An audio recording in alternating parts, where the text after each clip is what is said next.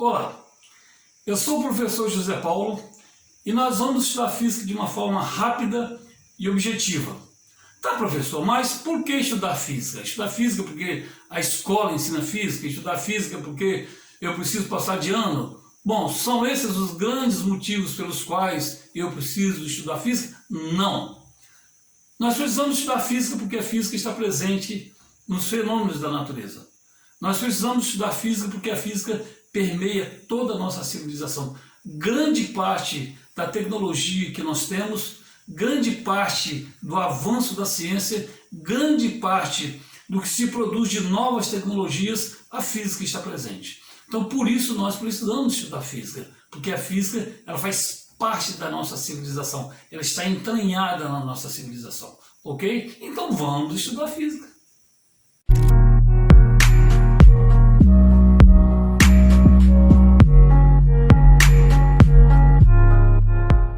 Bom, agora nós vamos iniciar outro capítulo da termometria chamado de dilatação térmica.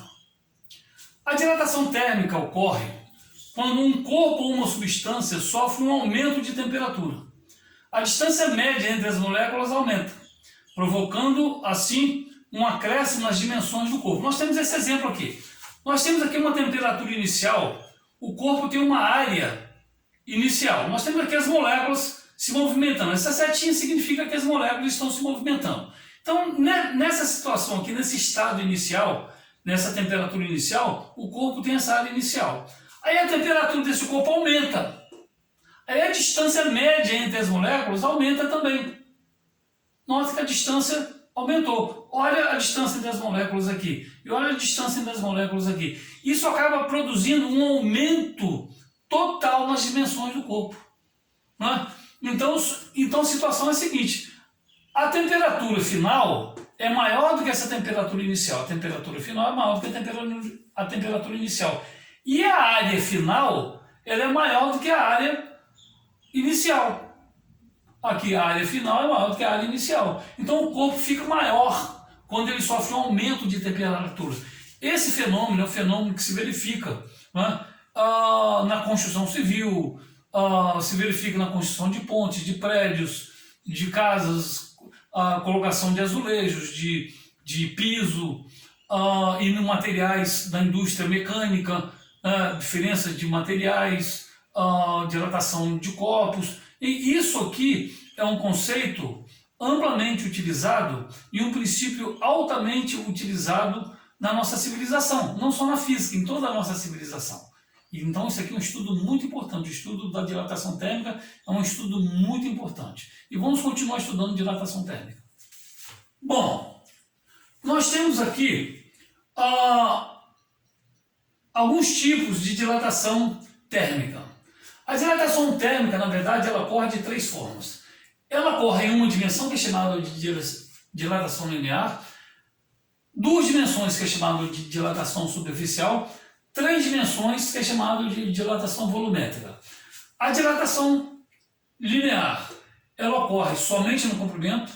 A dilatação superficial, ela ocorre comprimento e largura. A dilatação volumétrica ocorre em comprimento, largura e profundidade. Então, linear, uma dimensão, superficial, duas dimensões, volumétrica, três dimensões.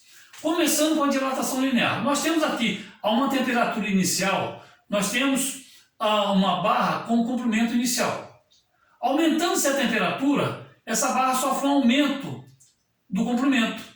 O comprimento final é o comprimento inicial, né, mais o acréscimo que ela sofreu. Então o ΔL é igual a L0 alfa ΔT. O comprimento final é o comprimento inicial mais o acréscimo que ela sofreu, que é o L0 alfa ΔT. Alfa é coeficiente de dilatação linear, ok? Bom, agora vamos para a dilatação superficial. Nós temos aqui uma temperatura inicial, nós temos uma chapa com uma área inicial. Aumentando-se a temperatura, essa chapa passa para um acréscimo na sua área, o ΔS. Então essa área final é a área inicial mais o ΔS. Né? E o ΔS nós calculamos da seguinte forma, é o S0 beta ΔT. Não é? Então Então isso aqui é o acréscimo da área. Então a área final é a área inicial mais esse acréscimo aqui, que é S0 beta delta T. Beta é coeficiente de dilatação superficial, ok?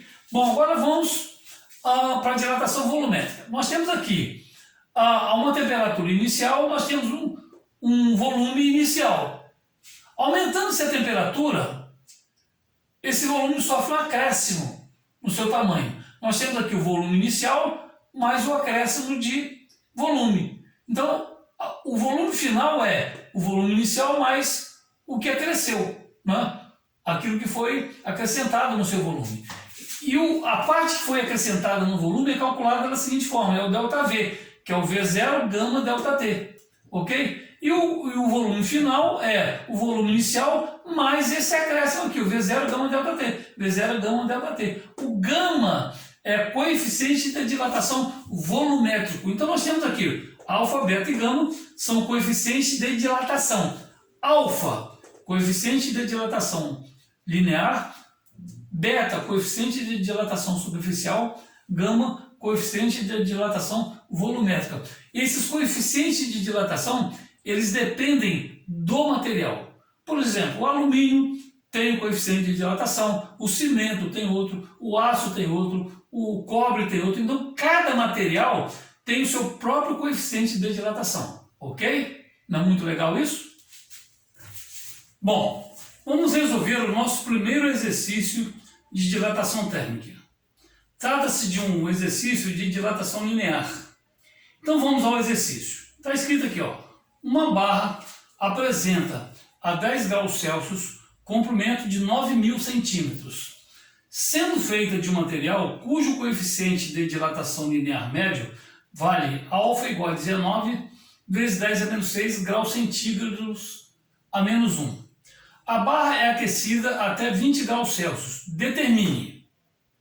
2 pontos. Item a dilatação ocorrida. Item B, o comprimento final da barra. Então a situação é a seguinte, nós temos uma barra, né, com comprimento de inicial, né, um L0, um comprimento inicial de 9.000 centímetros a 10 graus Celsius.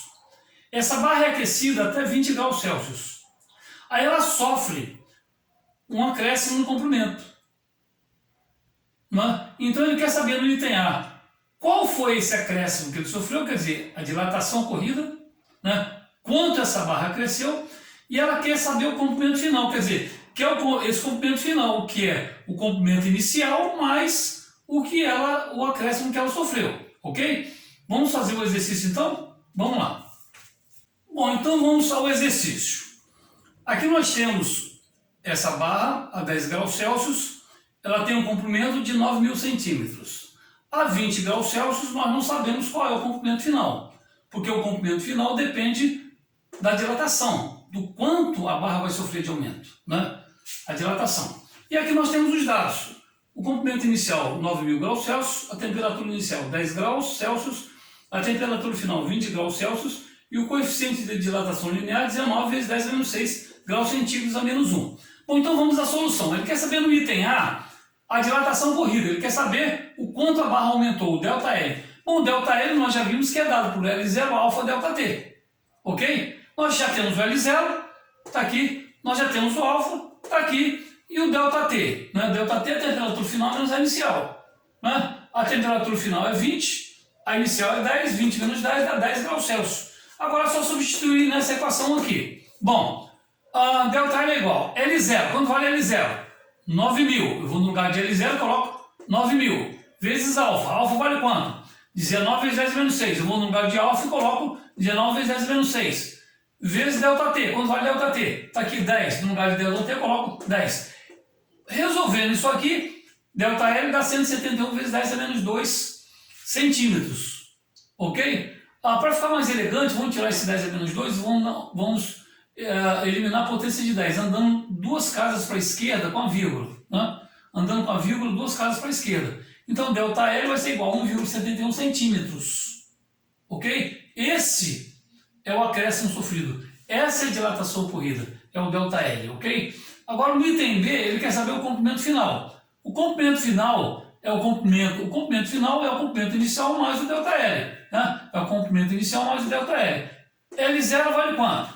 Está aqui, 9.000, mais ΔL está aqui, ó, 1,71. Somando 9.000 mais 1,71, dá 9.001,71 centímetros, ok? Então esse é o comprimento final da barra, que é o comprimento inicial mais a dilatação, mais o acréscimo sofrido, dá 9.001,71 centímetros.